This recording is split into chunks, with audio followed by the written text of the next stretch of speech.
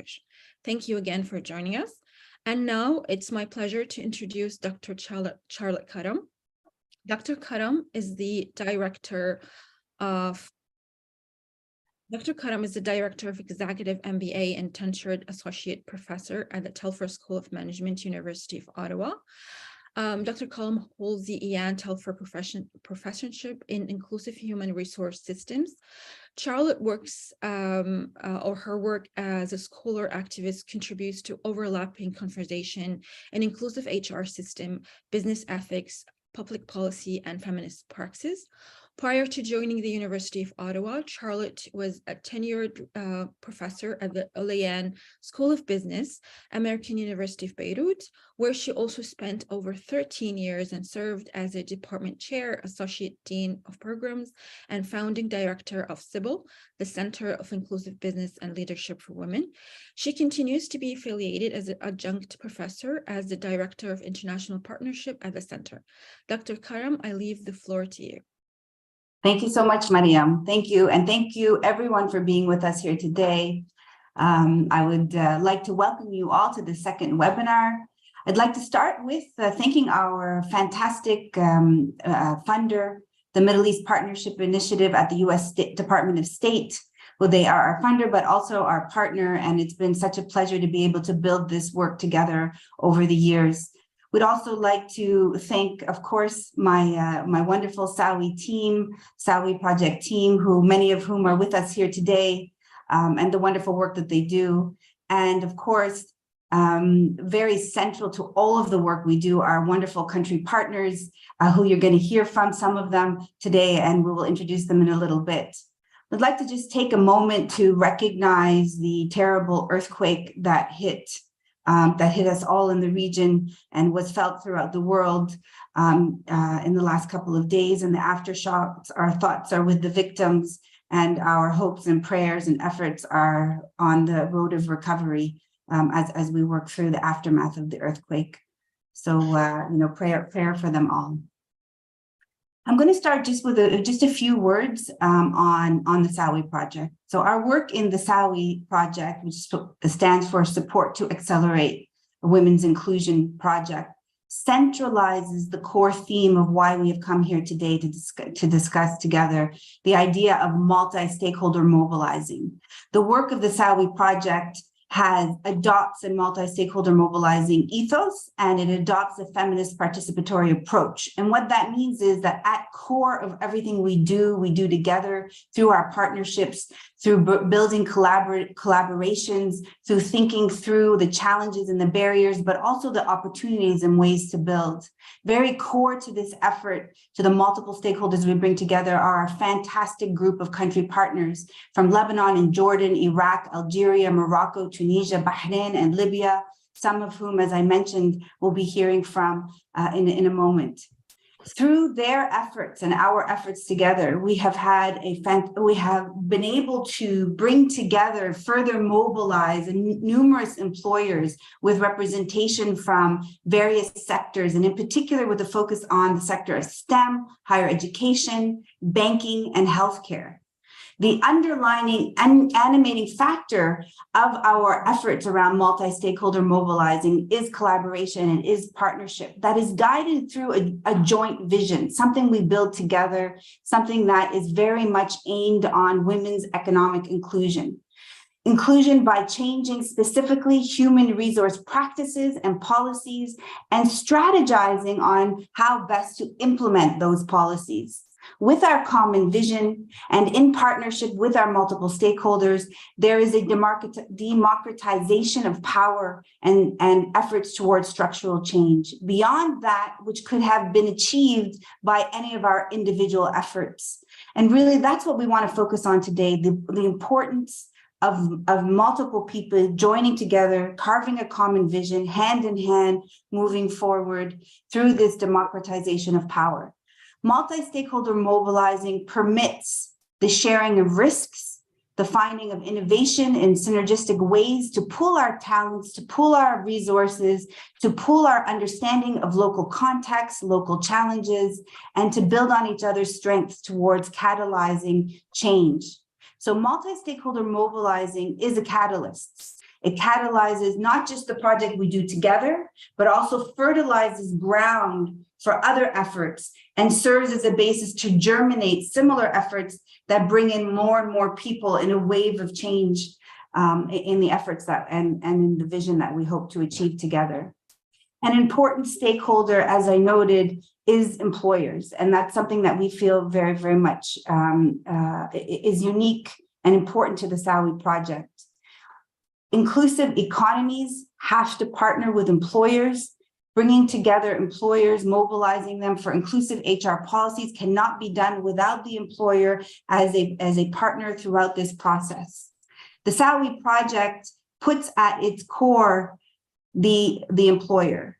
And as we started up, our primary objective was to map the current policies and practices of employers across the region, what they do in terms of efforts in recruiting, retaining, and promoting women across sectors.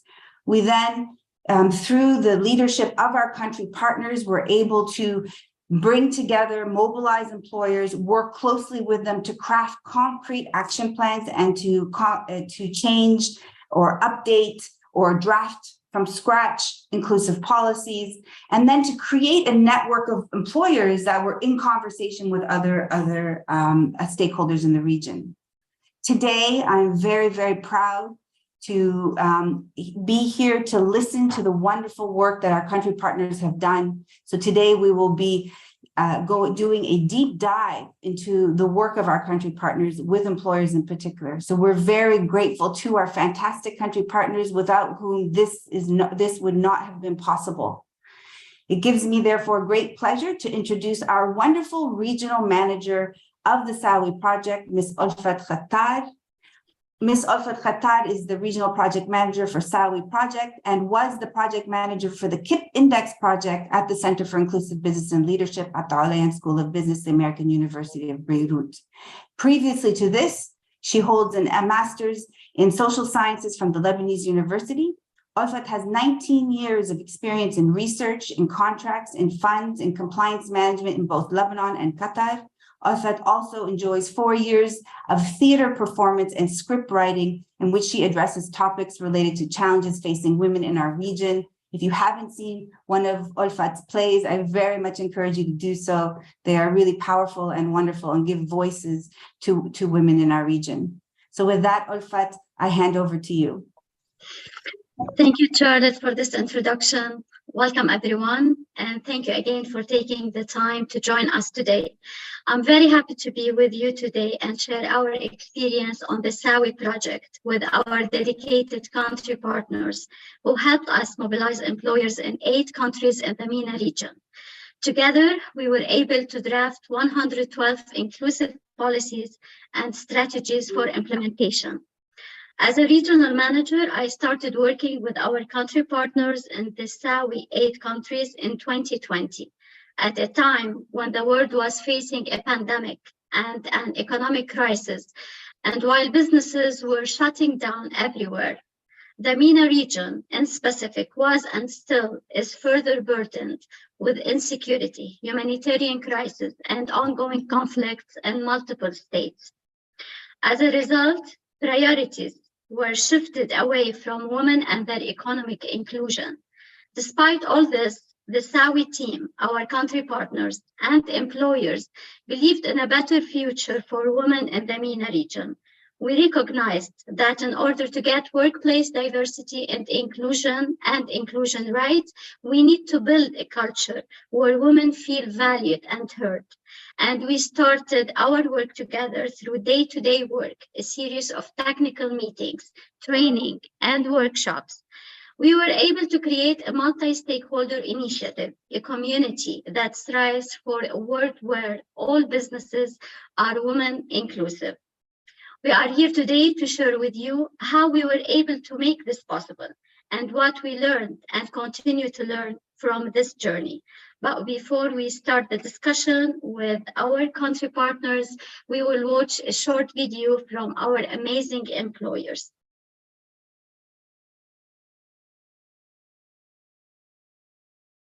1 second, and we will watch the video.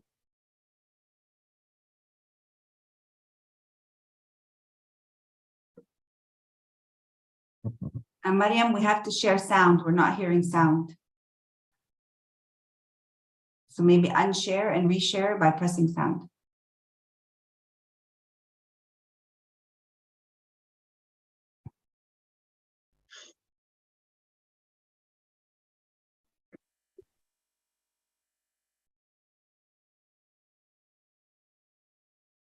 مشروع الساوي كتير ساعدنا إنه نقلل معدل الدوران ونزيد معدل ديمومة الموظفين في المؤسسة، وهذا هو هدف أي مؤسسة بتشتغل على استراتيجية، لأنه أي مؤسسة هدفها بالنهاية تقليل المخاطر اللي قد تنجم نتيجة أهم عاملين اللي هو واحد منهم دوران الموظفين. نحاول من خلال مساعدة مشروع ساوي لتطوير النظم الإدارية في إدارة الموارد البشرية، في الاختيار السليم، في الاختيار الصحيح، السلكشن، في نظام كيفية التوظيف لكلا الجنسين بدون تمييز. احنا كنا بنطبق كل هاي المفاهيم ولكنها مش موثقة، فبرنامج ساوي ساعدنا على توثيقها وتطويرها، وكان هذا إشي كتير مهم بالنسبة لنا. ثاني إشي برنامج ساوي ركز لنا على استخدام اللغة الشاملة اللي ما بتميز بين الجنسين وبتبعد عن الصورة النمطية اللي دائما مستخدمة الستيريوتايبس. We at APBS pledge our commitment to support and accelerate women's inclusion by drafting and implementing inclusive workplace policies across the MENA region. حان الوقت. Now is the time to make a change.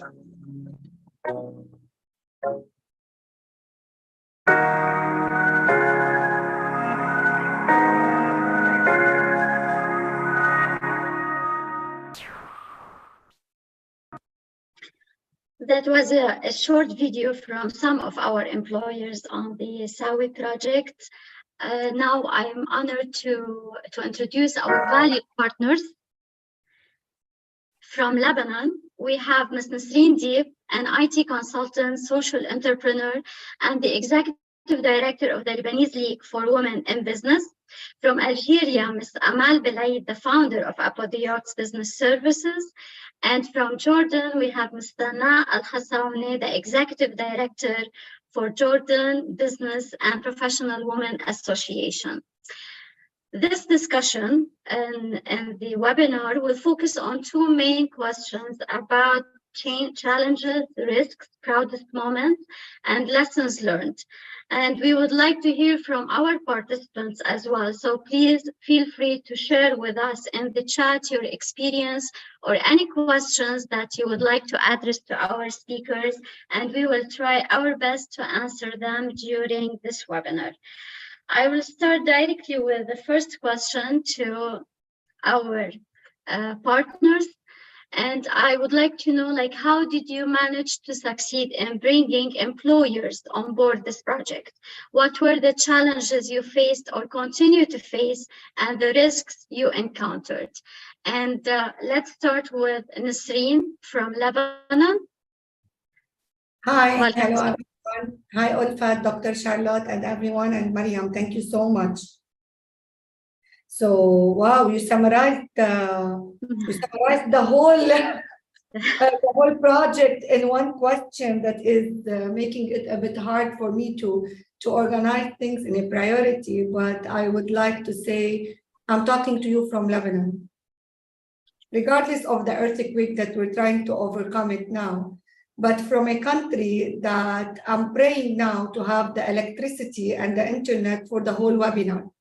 So this can give you maybe a little bit about experience that we had, and now we are considered that we are much better than 2 years ago or 1.5 years ago when SAWI started. And I'm talking to you as Nasreen Deeb, since you introduced me before LLWB title as an IT consultant. And I spent 12 years considered women in tech in the country and doing those tech solutions for the clients and for the businesses.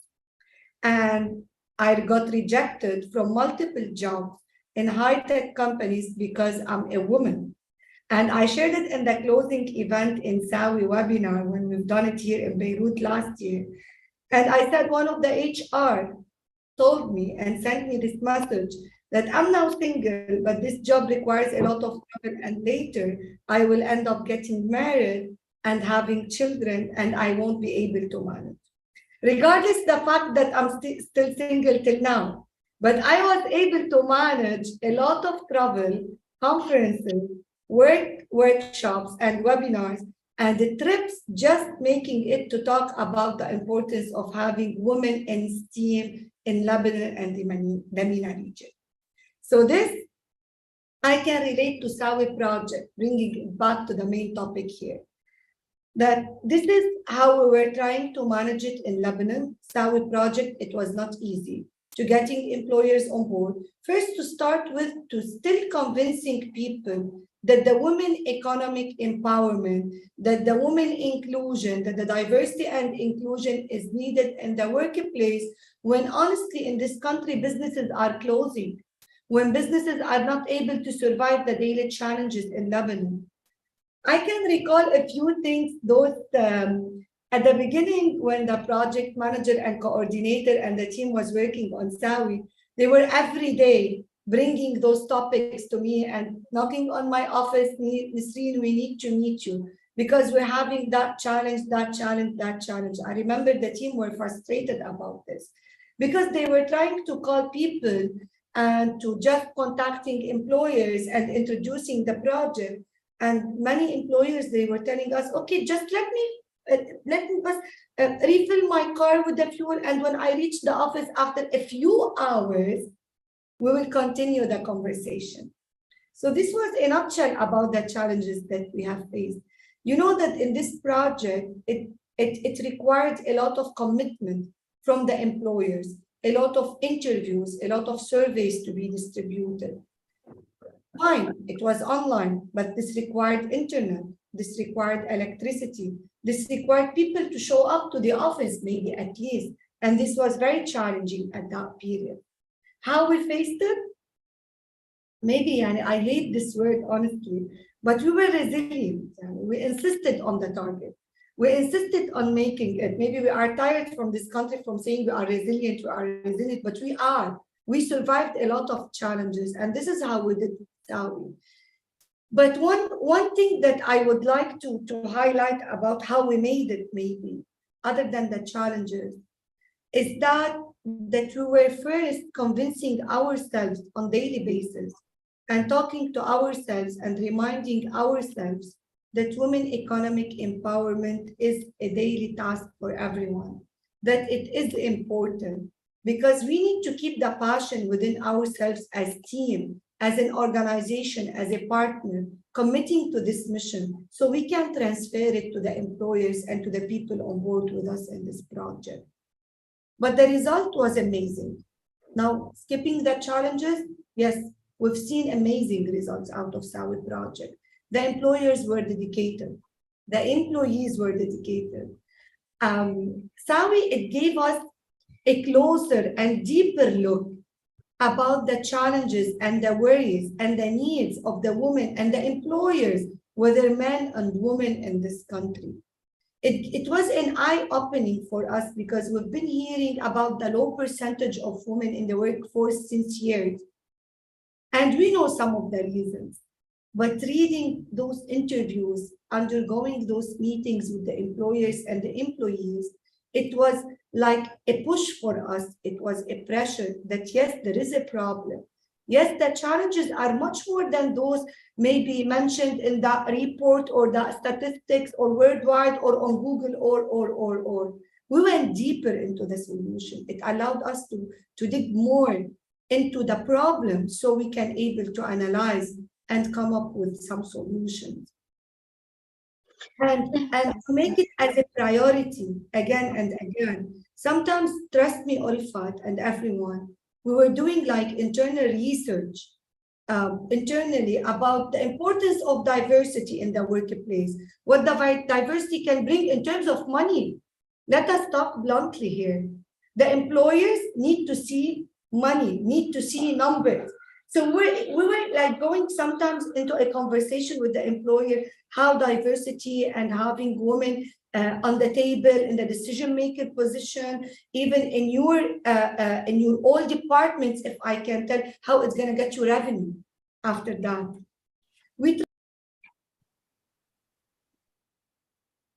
You are okay. We tried multiple approaches, from challenging situation to a normal situation to what's happening in the other countries. This is what we tried to do. And one important thing Dr. Charlotte has mentioned, and I'm very happy that she has mentioned this, about the partnership, involving all the stakeholders. We didn't do it alone. We tried to mobilize all the stakeholders in the country, whether employers or people in decision-making position, before the project, during the project, and after the project, because it's very important that people will feel that they are contributing in the mission during the implementation phase of the project, and after, to hear what happened and to hear the result. Thank you, Nasreen. That was very, very narrative, and also like you tried to conclude the whole experience in a very fantastic way. Thank you for this. Let's hear from Sana. What do you think through your experience and the SAWI project, and what are the challenges that you faced and you were able to overcome and succeed? Okay, that was so inspiring and so deep, Nasreen. Thank you as always. Thank you, Alpha, Charlotte, and the whole team of SAWI, OSB, and Sibyl specifically.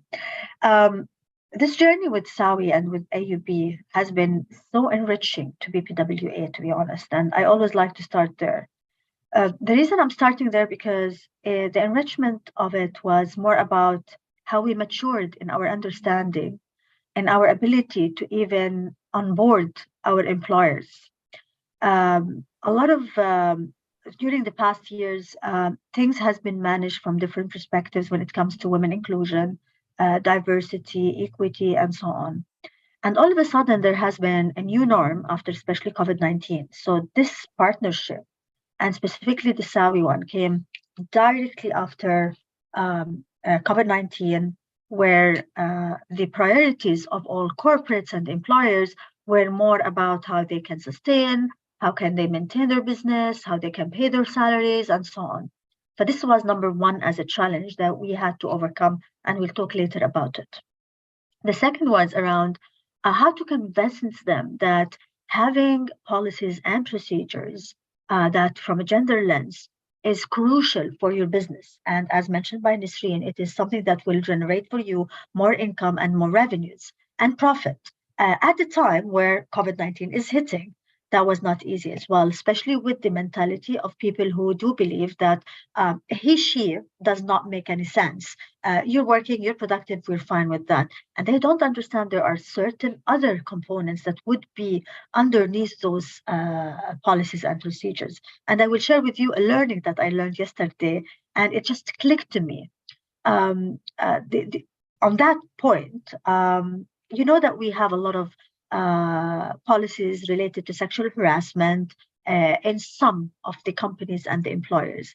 But unfortunately, those policies are not being enforced, or are not always compiling, or it's not known how to be treated and learned around it. Unless you train those HR people and transfer them from payroll implementers to real human resources people who are creating that change. And I think SAWI is exactly that thing. And until we were able to find those employers who are courageous and bold enough to be able to step forward and take that step, that was the time we succeeded. Today, all those employers, 8 employers that we worked with in Jordan, today they always call us, they always contact us, they trust our programs, and they come and they say, when is the next program? What else can we learn through this journey? Because they were able to acknowledge that there was a gap, there was no policies and procedures in place, and now that has enhanced their performance, their productivity, their relationship with their employees, and also in general their performance as a corporate or as a champion for women inclusion. But convincing them, again, I'm not going to say it was an easy, but it was a great learning journey for us as BPWA. We managed to understand that sometimes you have to knock on multiple doors in order for you to have one door opens for you. When we look at the systems within those employers, there was no human resources systems. It was completely a pay oral. The priority was never around having policies and procedures from a gender lens. And there was no proper understanding because there was no data, as mentioned before by my peers and colleagues. There was no data that can support us in our claim that doing that will help you to enhance your business productivity and performance. It will help you maintain and retain your employees, especially those who are really of great caliber. It will ensure that the corporate or the organization is being foreseen as a champion when it comes to diversity. So that was not an easy journey. Thirdly, and I would like to maybe conclude with that, is how important to have those policies and being enforced and how it can be enforced. That's another area that was always tackled. And the turnover or even of the employees within those employers community, because again, it was a very weird 2 years for us.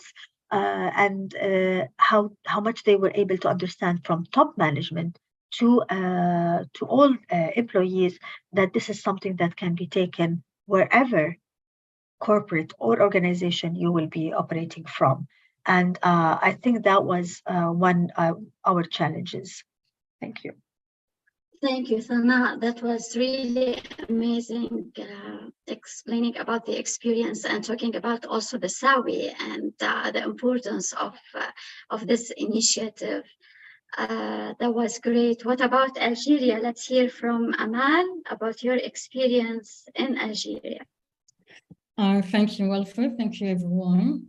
Well, regarding Algeria, well, of course, I will not come back on the elements of context that are actually shared, well, that were shared globally. We were facing, of course, this sanitary crisis context with an unprecedented impact on the society and the whole dynamics. It was a context where, of course, I mean, as it was just mentioned, the economic actors were mainly trying to focus on how to be resilient, how to continue to exist, how to keep their personnel rather than trying to improve the way they were working. And this is what made actually one of the main challenges, I would say, in how to present the SAWI project as something that will complete and make their approach of reorganizing their activities and accelerating their maximization of their company efficiency, rather than an additional task that will be competing with this goal. So that was the main entry point actually that we have chosen to take. And if I could put it that way, maybe one of the elements that made a big difference was the power of data. You know, when we went to people stating that Algeria, the largest country in Africa with the highest number and rate of engineers worldwide, had reached, you know, hardly the level of 17% of women participating to the economy, was an electroshock therapy to the employers that we have seen. They just could not believe how we could be so far behind. And it was very enriching to us because we came from a position, because we are gender advocates, because we are people that who are sensitized to the importance of empowering women. And we see directly how this can impact the productivity, the innovation of the companies, the growth of the economies in general, and the well-being of the societies also. how much, people were totally gender biased. And this was one of the big learnings to us, because we thought that we really needed to come back maybe 1 or 2 steps behind and work on the basics. And because, of course, we worked with researchers and it was a co-learning pilot project where we had a lot of freedom somehow to put our touch, we could reach a level of dialogue with the employers so that we could move things forward. And maybe one of the I would say also the enlightenment that we could see in the eyes of the employers that we had discussions with was related to the stakeholders dynamics, by the way, because of course all of them are fully conscious on how they contribute to their sector, or on the macro level, how they contribute to the economy. But, seeing that, implementing a different way of working by reviewing their internal policies and using fit to purpose HR policies, you could change a reality. Well, if the law is here, we have a constitution that is here sitting, and of course, claiming that there is no difference based on the gender, on the race, on religion. And on another level, we have a labor law that is one of the most advanced in the region, as we could analyze it with the other countries. But then when it comes to enforcement, what is happening? How are we losing all these women that are going to schools, that are succeeding at the universities, that have a higher rate of success also in scientific fields, that they are trying to find a way, they are escaping from the workplace. So there is something that can be done from the employer's side that maybe could help and contribute to change this reality. And we could touch base on this, and this is, I think, the game changer for us. Thank you so much, Amal. Like we were talking mainly about the challenges and risks and the success, how we were able to overcome all this and to achieve the target of the SAWI project. And we were talking with passion, and we were proud, and we are proud. We can feel it from you and from what you said. And this will take us to the second question, to tell us about your proudest moments for people who you want to do the same work. Yani, what were the lessons learned? And in particular, what the Global North can learn from the South here? What are the main things to keep in mind? And what is your advice? Sana, if we want to start with you, what can you tell us about the proudest moment, your advice? Well, I have not proudest moments. I have moments, proudest moments. I think SAWI project by itself is a proud project by itself. And I will start by saying where I started before, that this partnership has empowered actually BPWA as an organization and matured our knowledge and learning, and that is by itself is really a great step forward. It was a proudest moment when we worked with, I would get a call from one of my partners, of our employers, saying that this was very efficient. It helped us to overcome a specific issue because we were able to have that in place in the policy. My proudest moment when I watch the video and I hear from 4 from our partners, employers in Jordan, and how much it was able to minimize the turnover of the employees. It helped them to be able to speak, to start thinking of the inclusive language and how it can be used. Because sometimes, unconsciously, when we are in our meetings, we as females, sometimes we feel that we are being offended, and not on purpose. I know that for a fact. But unfortunately, because people are ignorant, and those people are our colleagues and our peers and our superiors and our subordinates, we need to ensure that this is in a proper place where the mechanism of the system of that organization is there. My proudest moment when my team lead, Iman Sliman, I have to say this, Iman has led SAWI completely with very minor guidance from my end, because she was able to grow as the project manager within BPWA and ensure that that project is taken to the next level. My proudest moment when we as partners from different countries, we connect. I see Nisreen in another event, and we connect, we talk about what we have been able to accomplish. Amal would be on my list to call her when I'm in Algeria and so on. Charlotte is a dear sister to me. Ulfat is our pride star, actually, and so on. So that connection, it created that movement that we say today, Sarwatha. Today, we are a movement between employers, between donors, between local coordinators or local partners and NGOs who are working together for the same purpose. We have that mutual values and mutual vision, what we can do under those three components.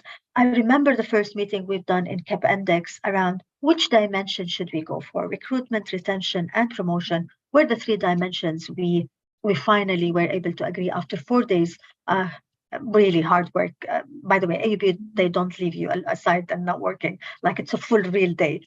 And after those, I thought, okay, these are only small dimensions, and we were hoping. And when we started working and implementing, I was able to see that was because it was a collective work between 11 countries, I think, at that time, with an intellectual minds and people who were in that room, who I have learned from, and I'm very proud to say I'm part of this team. I think we were able to succeed in really selecting the three dimensions that would really be the real base of a change. And today I say, and I will conclude by Sarwatha, we are together in this, and we will be able to do something different. Thank you. Wow, Sana, thank you. And I want to thank also Iman. Thank you, Iman. She is with us today, Kaman. Thank you for all your support. The work was amazing, and we cannot wait to restart the work again. Nisreen, now it's your turn to tell us about the proudest moments and what's your advice? It's very hard to say yani proudest moment after Tana what she has said. Yani she recapped them all, but to be honest, you feel proud when you sometimes say this is a hard path, yet I was able to do. This is the pride moment. So before mentioning the pride moment, there was definitely moments for all of us where we felt, are we going to achieve this? Then we felt proud achieving it. So with SAWI project, exactly, the pride, yani there is a lot of pride moments, if I can like recap them. First, to gather all of these countries into a target.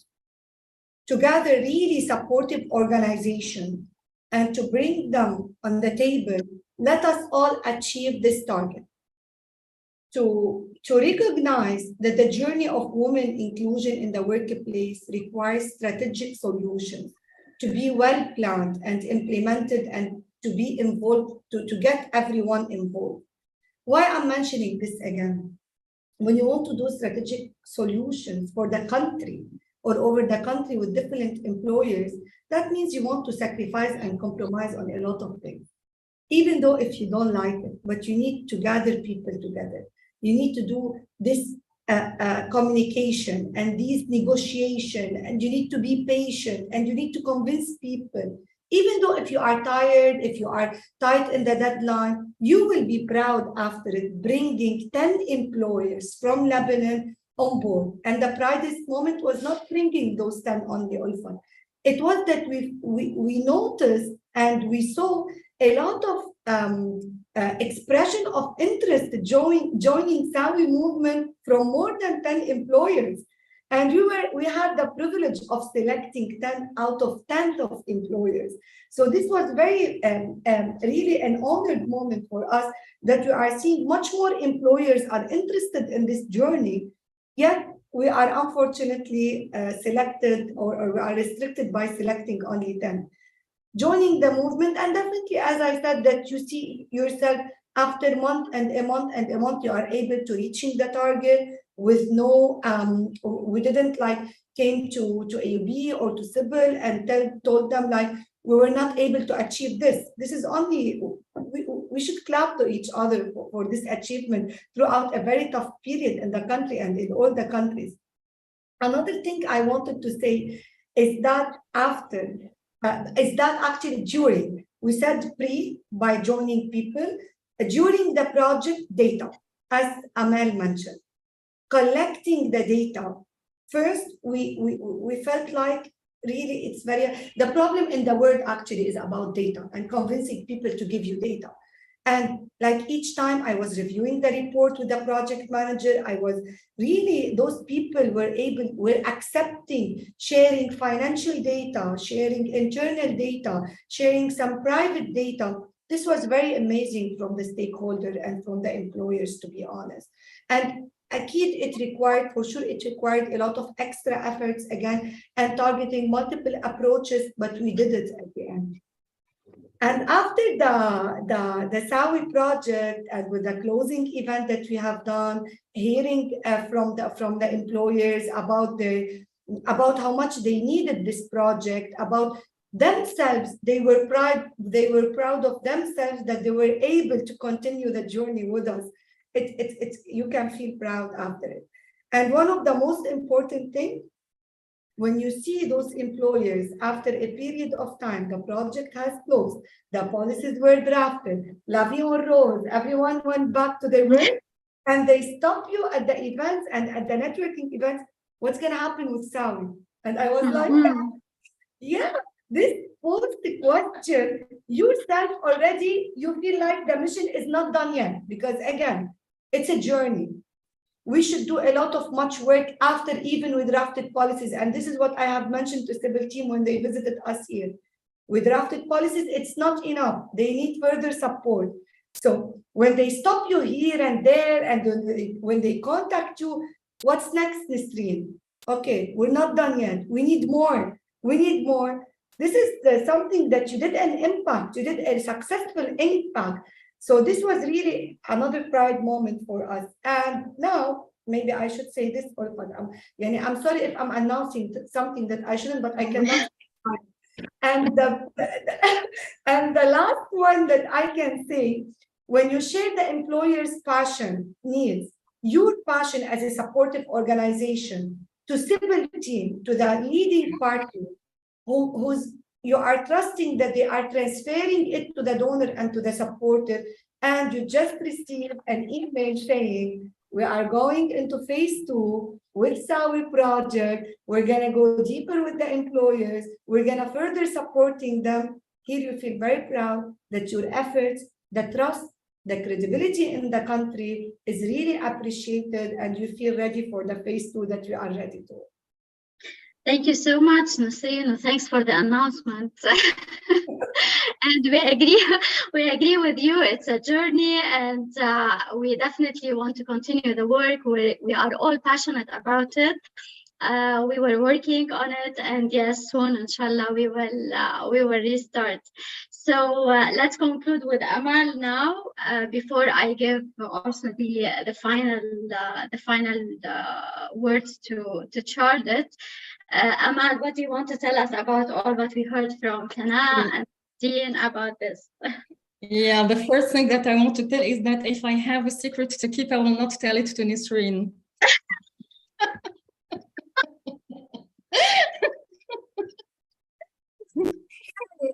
It's not a secret, actually. More seriously, okay, to come back on our proudest moments. I mean, we had quite a few. Of course, we had moments of really when we felt it was really challenging. As I mentioned, I mean, we were really in a place of a perfect storm during the pandemic, women were struggling, keeping children at home.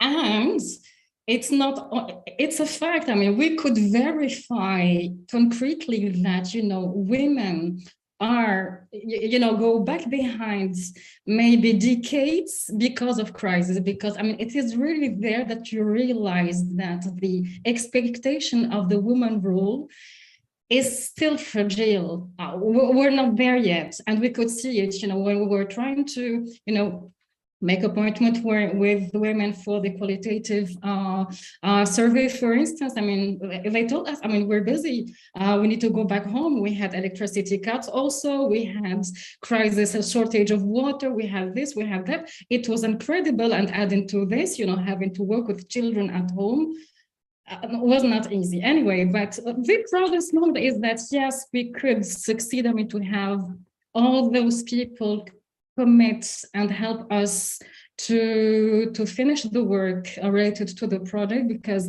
everyone was convinced that it was important.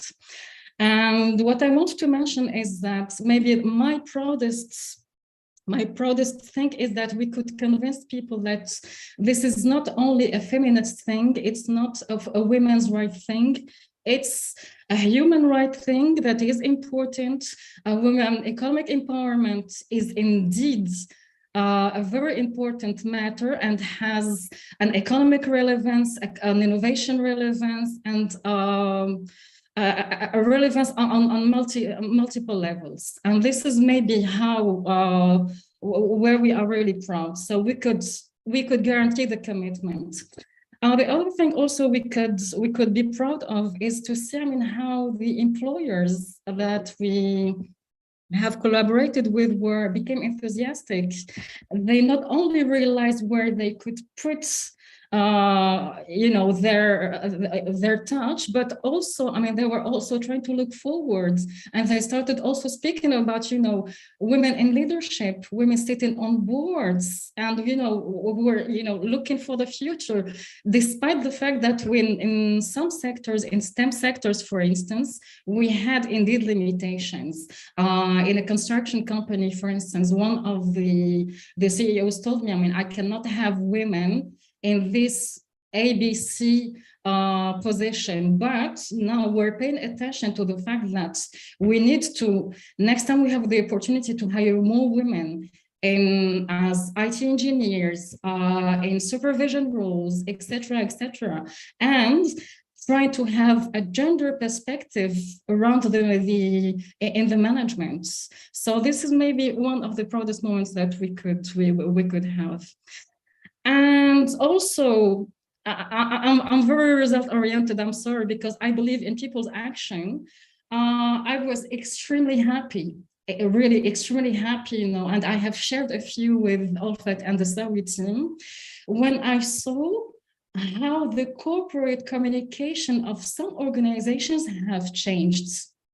And we have seen it, on the 8th of March, the International Women's Day, how they put the diversity and gender ahead, and how they put it in a way that it was an important achievement, an important KPIs, how they valued women, how they valued their contributions, and how they used it as a way to attract talent and to see how much diverse they were, and utmost they are creating impact in the society. So I cannot be prouder than this.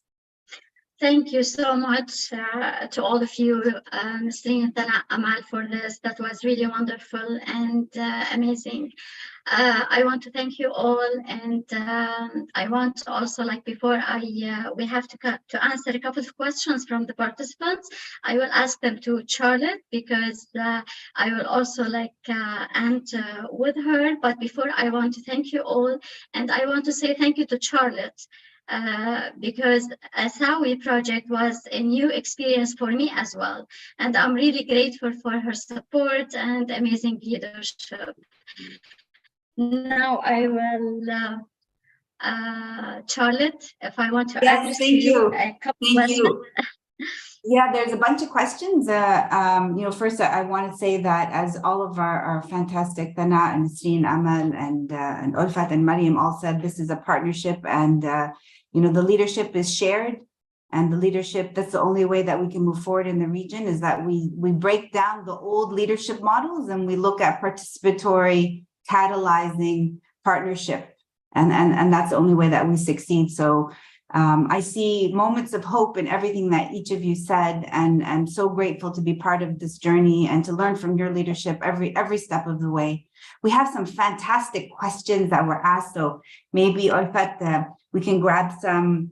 I have a few here. Mariam is sending it to me on my WhatsApp. So the first question we had was, how do we go about selecting our partners? So I'm assuming what we need here is the country part, the employers. So if maybe one of you wanna, I see Amal, you unmuted yourself. Did you want to talk to that, or how did you go around about selecting the employers?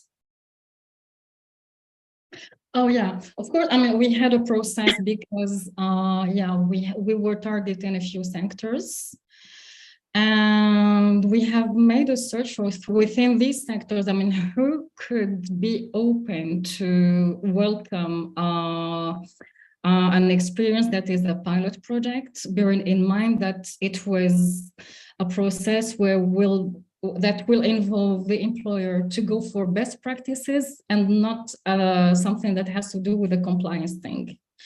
So we tried to select, people based on maybe their openness to try new things and innovation. This is, how we took it here in Algeria. Thank you so much. There's a saying that we have in SAWI, which is try to find the employers that are half converted, like they seem a little bit interested in this, they've tried a little bit, they come to some of the sessions, and then half converted, go after them first. A second question, what are the main challenges faced to ensure the commitment and ownership of the employees, not the employers? So that's a question to either Nasreen or Thana. I don't know which one would like to take that one. We have a lot of questions, so. I can take that. Actually, this is a great question because in the planning of the project itself, there is a component specifically is how can we ensure cultural change management, because when you are implementing policies and new procedures, you need to ensure that there is a cultural transformation management being taken forward, and how to overcome resistance and all those challenges that you would face from the commitment of employees. And under that, actually, there was a proper action plan that was implementation plan for the execution plan for the policy and procedures once were launched and developed. And we are following up, trying to see what we can do with the employers later on, because they have asked for our help. And I agree with the ladies when they said the employers are seeking more support in that. So hopefully it might be part of the next phase of how we're going to do it later on. Thank you so much, Thana. And just to add one thing on this, as Amal and Nasreen and Thana, they kept mentioning data, everything is data driven. And we've taken great care for 2 years to collect and do interviews with local women in the local sectors to understand their perspectives before we entered into this policy work with employers. So at the heart of the feminist model is the voices of the women and their experiences. Another question that we have here is the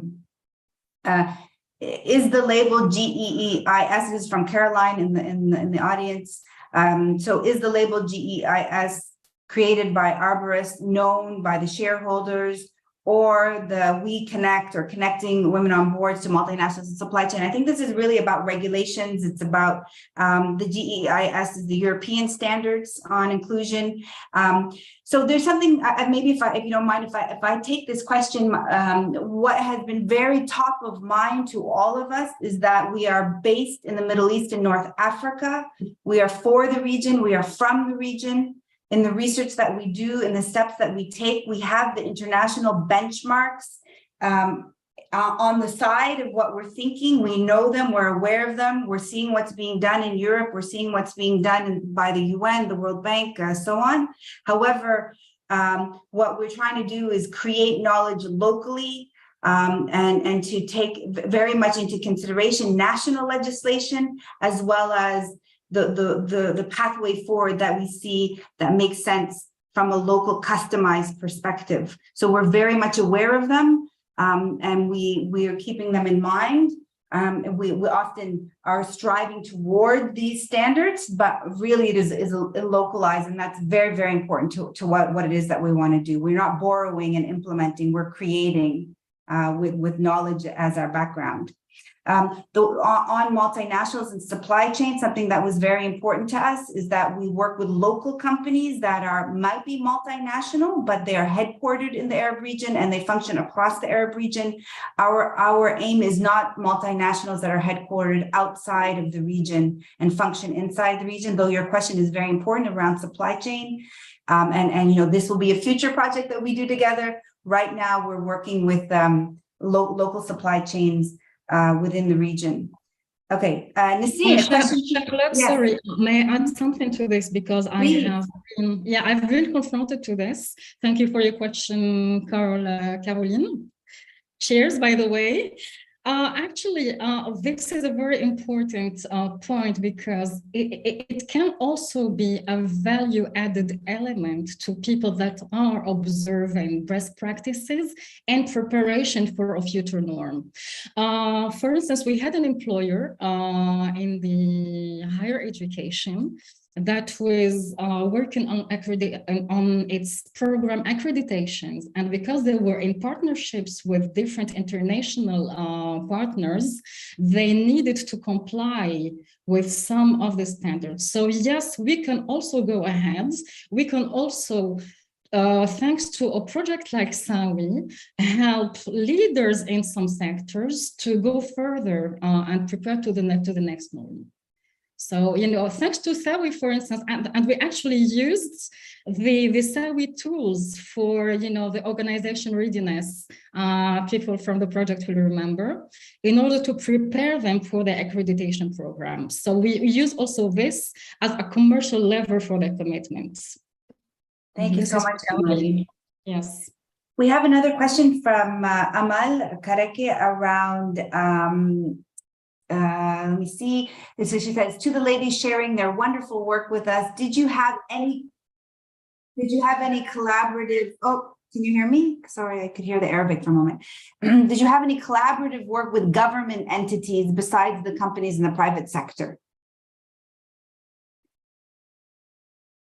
Anybody want to take that one? Yeah, basically it's first let me I wanted to comment on the first question, maybe a bit, Charlotte, about the employees sharing their, and to be honest, yes, this was a challenge. This was a challenge for an employee to share some worries and the challenges beyond management, because maybe sometimes they are worried. So as Tana said about the communication and the approach and the continuous discussion with civil team and partners, also, you need to show to the employee that they are contributing in an impactful work in a way or another. So this is, I just wanted to, and also with the trust. And this brings back the selection of the partners and the employers, because we usually partner with like-minded people, with trusted and accredited people in the country. So this brings back to the importance of the partnership. That takes us to the government entities in Lebanon, if I'm going to answer. No, we collaborated with private sector entities and not with the government, yet we do know 100% that having, or this journey, or all the work that we are doing as a civil society organization, or organizations and institutions and the private sector, we wish at one day that we can do more pressure to let the government publicize it in a law, publish it in a law, and have these policies written and implemented and monitored after. But for now, this is our work. Charlotte, I need your maybe your words here. For now, what we do, we are advocating for the mission. We are pushing more and more for the mission. And if we go to the government later, we will tell them, this is a pilot project. it worked well. This is the target after it. We need to put it in a law and to apply it to all institutions in the country. But for now, we collaborated with private sectors. So this is absolutely the case in Lebanon. It depends on the country. So some of our country partners work very closely with the gender machineries. For example, our partner in Bahrain, a few of our countries, they work very closely with the gender machineries within the government. They also, some of them worked with public sector entities, like in Bahrain. And another example is the airport in Bahrain, which is a publicly run. In Lebanon, before the SAWI project, with the KIP project, we worked very, very closely with the Ministry of Women when there was a Ministry of Women. Now there is no longer. So it depends on the specific country, but certainly gender machineries in government are a stakeholder that have a very big part to play in the SAWI movement. Amal, I saw your hand up. I'm sorry, please. Yes, thank you. Well, regarding the work with the government, what applies here for Algeria, for instance, in general, they only accept, bilateral programs. So it's institution to institution, generally speaking. So this is what we could verify, and it was very hard for us, unfortunately, to work with the also the public companies that had, many things to share with us. And because it has to go through a very complex validation process and authorization process, we could not do it. But otherwise, if we talk about the public sector, for instance, in Algeria and administration, this is exactly where we are losing women. Our engineers are working in administrations because they have less hours, because for many reasons, because they have maybe a more flexible hours, etc. And the other things also that reflects from our local country statistics is that women in leadership in the public sector rate is higher than in the private sector. So, well, I think that for Algeria, for instance, and this is also the reason why in my segmentation, I have chosen to work with smaller companies, because it is there that we could really make the difference. And 97% of the companies here in Algeria are SMEs. Large companies, multinationals, governments are really doing good in terms of diversity. Thank you so much. I know we're out of time, but just to say, part of the strategy of the SAWI project, because some of the countries we're working in are post-conflict nations, or in the case of Lebanon, a corrupt, failing government, very, very happy to say that. Our aim has always been, particularly in conflict, post-conflict, is to work with employers, whether SMEs or large, and then in parallel, lobby the government or do advocacy with the government. But to depend on the government to make this change, it was going too slow. So this is why partnering with employers is very, very simple, because they can impact, they can follow the law, they can go beyond the law. And I think partnering there is really what made SAWI powerful. Last question. From the chat, or from what's been sent to me by Mariam, is there any plans to make this global? And this is an excellent question, and we invite, there has been some talk with Sub-Saharan Africa. We're certainly working with North Africa. There has also been some talk with South America. Now we have a very strong partnership with the Telfer School of Management, the University of Ottawa. There's a lot of interest around Indigenous communities in North America. There's a lot of possibilities to catalyze the type of movement outside. And so we invite people to talk to us if they have ideas on ways to work together. That's what I would say. I don't know what my colleagues here think. Dana, Amal, Nisreen, what are your thoughts about global movement? Absolutely. I think that should be on our plate next. After SAWI, and that's why I say it empowered and it enriched our experience, because for the sustainability reason, the learning is still there There are templates in place. There's a process that is in place. There has been a lot of learning, and even there was a lot of flexibility in the project, as mentioned by you, Charlotte, around we're tailoring it based on the local expertise that we have on board. And it was never like set in stone. There were challenging moments where we had to redefine a specific activity in a way that would fit that country specifications. And I think that was the key factor of success of SAWI. SAWI is not a normal project. SAWI is a very, I would say, innovative model of how things needs to be done and moving forward in the new norm. It's a collective activities, and plus it's a so sustainable model. So the sustainability and going global is something we'd love to go together wherever we can. We always say in Jordan specifically that our doors are open. We have the know-how. We have the great key partners that we can go back to every time and once we need that. And we're more than happy to ensure that we're serving it. And I think as collectively, we would be more than happy to explore our potentials beyond borders. Thank you again. Thank you for this amazing partnership and for this amazing webinar. Thank you. Ahmad? Thank you, Charlotte. You know, as much as I believe in the power of data, I believe very much in focus. And I believe that, SAWI, sounded like music to my ears when it was presented to me the very first time, because it was based on many facts and figures from the McKinsey research. We are trying to address in the SAWI project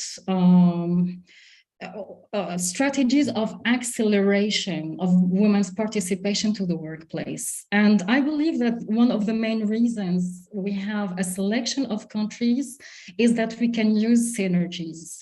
There is a common ground that we are sharing. We are sharing more or less same cultures, same social dynamics, many things that are in common that are and this is what is helping us to be in a way more efficient in the way we are addressing things. And this is what makes our discussions, should they be on the generic level, on the macro level, or even on the technical level, focused and fit to purpose. So I believe that, well, according to me, of course, it is excellent to be ambitious, but I believe that addressing this region this way and taking it to a better place and focusing on sustaining the effort makes it more interesting than, very quickly starting to think bigger and expansion and I don't know. And things like that. We suffer, of course, women's inclusion and gender gap is a reality and a fact, but severity and the way it materializes in different areas of this world are different. So I think that we really need to capitalize on what we do have in common to go further, to go faster. The whole thing is to go faster, to accelerate the. Thank you. Thank you, Amal. Thank you so much for that perspective. I think with that we've come to the end. Nasreen, yes, please. If you may allow me to comment about the global, what I can say now at this stage, we are ready to go deeper. We are ready to go wider and deeper. After phase 2, we're gonna learn a lot and a lot after the future work that we're gonna do. At each stage, we are ready to share our experiences globally, and we are ready to customize it, and we are ready to share the lessons learned from it.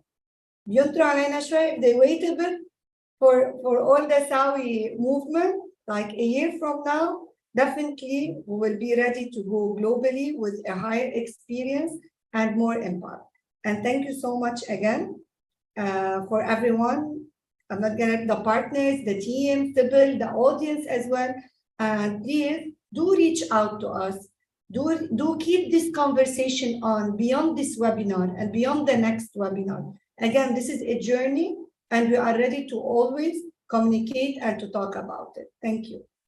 Thank you, Nasreen, so much. I couldn't agree more. We need to seed more and more conversations. I mean, my personal activist agenda is to build transnational networks of this kind of work. And so hence the global is very important to me. It's not that we have to do the work everywhere, but what we've learned, the lessons learned, the tools we have are transferable, particularly across the global South. I think we need more feminist mobilizing between us and Africa and South America and indigenous communities across the globe.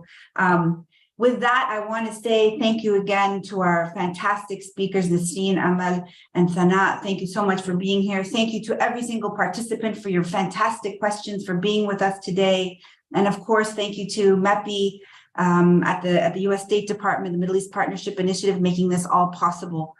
The next and final webinar of this 3-webinar series, the SAWI Telfer webinar series, is going to look specifically on actioning policy change at the national and the organizational level. We have a wonderful lineup of speakers. It is also a precursor to the announcement that Nasreen made for our next journey about actioning the policy change. So I encourage everyone to join that. There's going to be a wonderful, wonderful conversation about how do we go about thinking about taking policy into action. What are the required steps? So with that, thank you all. Thank you, Olfa. Thank you, Mariam. Thank you, SAWI team, all of us, and have a wonderful evening, afternoon, or morning, wherever you are in the world. Shukran.